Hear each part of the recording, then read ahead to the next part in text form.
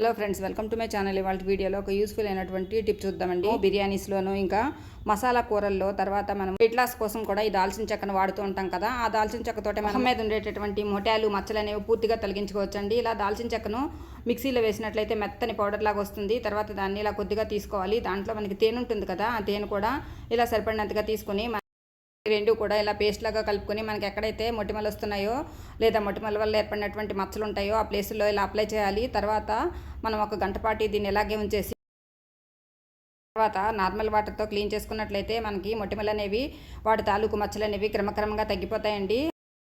దాల్చిన చెక్క అనేది మొటిమలు మచ్చల్ని పూర్తిగా తగ్గించడానికి ఉపయోగపడుతుంది. అంతేకాకుండా తేనె అనేది మంచి మాయిశ్చరైజర్గా పనిచేస్తుందండి. ఒక నెల రోజుల పాటు ఈ పేస్ట్ని అప్లై చేస్తే తేడా మీరే గమనిస్తారు. చాలా మందికి మొహం మీద యాక్నే ప్రాబ్లమ్స్ ఉంటాయి కదా, అంటే నల్లటి మచ్చలు ఉంటాయి కదా, వాటి మీద ఈ పేస్ట్ని అప్లై చేస్తే నల్ల మచ్చలు పూర్తిగా తగ్గుతాయి. ఈ టిప్ అనేది సూపర్గా వర్క్ అవుతుంది. వీడియో నచ్చితే లైక్ చేయండి. Thank you for watching.